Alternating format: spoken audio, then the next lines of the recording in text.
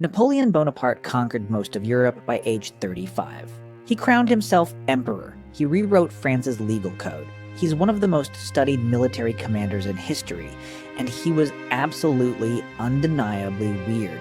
Not quirky, not eccentric, genuinely bizarre. Let's talk about the side of Napoleon your history teacher left out. We'll start with the disguises. Napoleon had a hobby that sounds like a comedy sketch. He would dress up as a commoner, walk around Paris, and ask random people what they thought of Napoleon.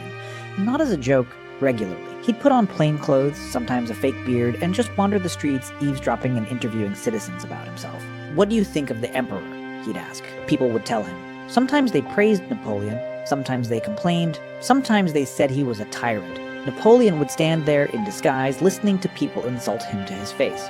His guards hated this. It was a security nightmare. But Napoleon loved it. He believed it kept him connected to regular people. Historians call this bizarre and a massive security risk. Napoleon called it market research. Now let's talk about the pinching. Napoleon had a very strange way of showing affection. He pinched people hard. According to his valet Louis Constant Wary, the harder Napoleon pinched you, the better his mood was. He didn't just pinch ears, he pinched noses, cheeks. He would pinch until they turned blue. He even pinched babies' chins so hard their mothers had to pull them away. This wasn't playful, this was painful.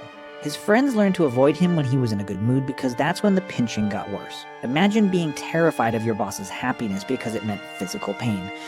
That was life around Napoleon. His obsession with cologne was equally strange. Napoleon used 60 bottles of cologne per month. That's 2 bottles a day. He didn't just wear cologne, he bathed in it.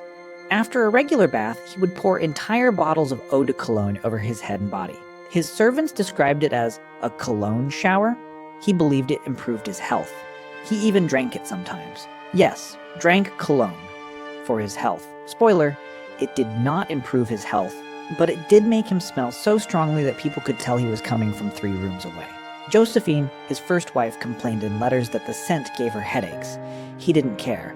More cologne. Here's one that sounds made up but isn't.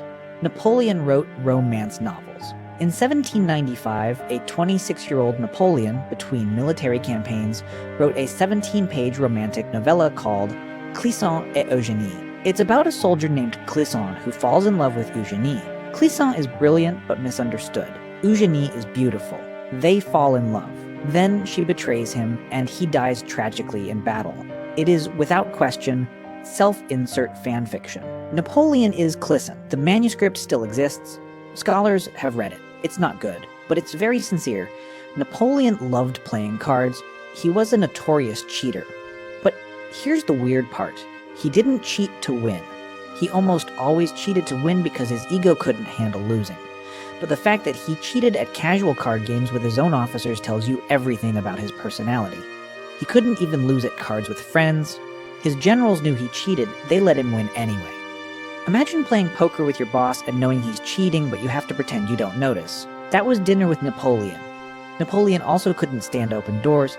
If a door was open in a room he was in, he would stop talking mid-sentence and stare at it until someone closed it. His servants learned to close every door immediately. His aides would walk ahead of him closing doors. He never explained why. Some historians think it was security paranoia. Others think it was a control thing.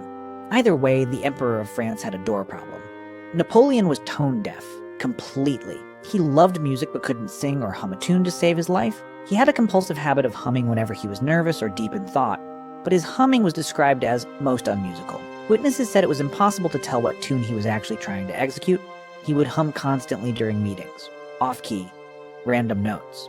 His staff found it unbearable but couldn't tell him to stop. That was Napoleon's war room. Let's talk about Waterloo, the battle that ended Napoleon's reign, June 18th, 1815. Napoleon lost, and pain and painkillers likely delayed his start and clouded his judgment during the battle. This is documented. In the days before the battle, Napoleon was in severe pain from hemorrhoids. He couldn't sit on his horse properly. He couldn't ride around the battlefield like he normally did. He was given opium for the pain, which made him groggy and delayed his decision-making. One of history's most famous battles was decided, in part, by butt pain and prescription drugs. Napoleon also had zero patience for boring conversations. If he lost interest while you were talking, he would just walk away, mid-sentence. No warning, no apology. He'd simply turn and leave. Diplomats and advisors learned to get to the point immediately or risk being abandoned while still speaking. Here's one that sounds like a joke, but is verified historical fact. In 1807, Napoleon's chief of staff organized a rabbit hunt to celebrate a treaty.